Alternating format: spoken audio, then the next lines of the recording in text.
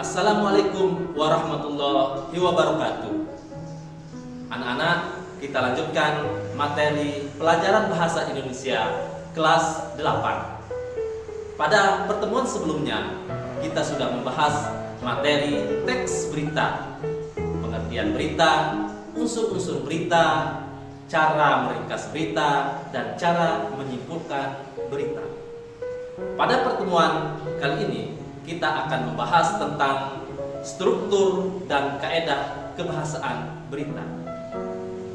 Kompetisi dasar KD yang dibahas adalah 3.2, menelaah struktur dan kebahasaan teks berita, membanggakan dan memotivasi yang didengar dan dibaca.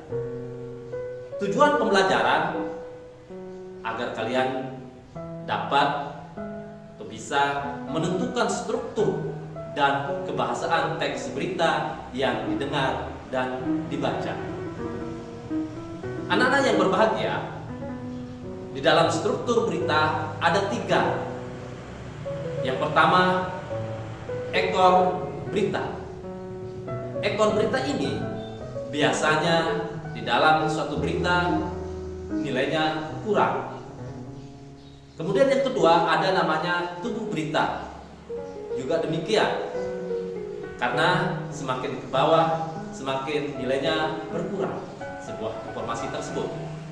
Kemudian yang ketiga ada namanya kepala berita atau lead. Kepala berita ini merupakan bagian awal atau bagian pokok dari berita. Struktur ini biasanya dikenal dengan piramida terbalik. Anak-anak yang berbahagia, kalian bisa lihat contoh teks berita yang memenuhi struktur berita pada tayangan di atas. Selanjutnya, kita akan membahas tentang kaedah kebahasaan berita. Kaedah kebahasaan berita yang pertama itu adalah penggunaan bahasa standar atau baku. Acuannya tentu Kamus Besar Bahasa Indonesia. Kemudian yang kedua, penggunaan kalimat langsung. Kalimat langsung ini ditandai oleh 2 tanda petik ganda. Kalian bisa lihat contoh di atas.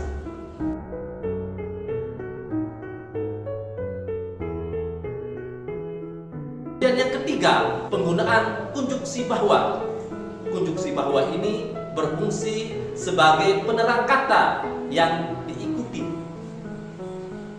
Kalian bisa lihat contohnya.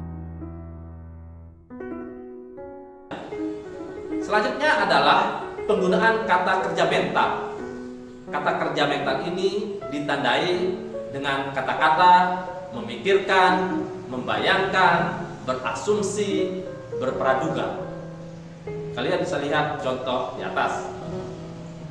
Selanjutnya adalah penggunaan fungsi keterangan waktu.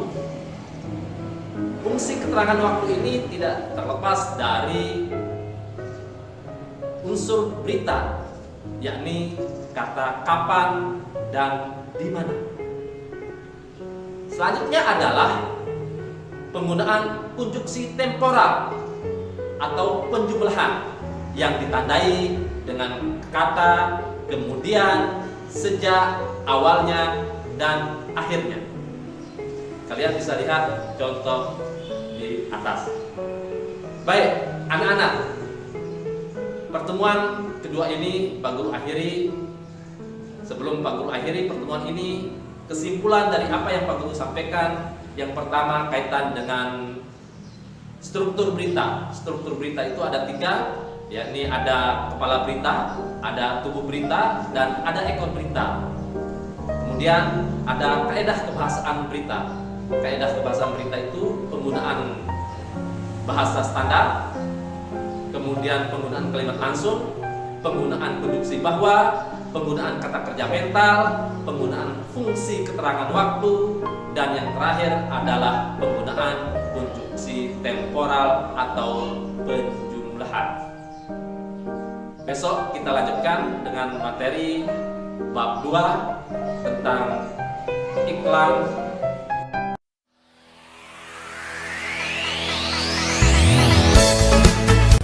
Oke, silakan like, komen, dan share, kemudian subscribe, bunyikan lonceng untuk menunggu video berikutnya.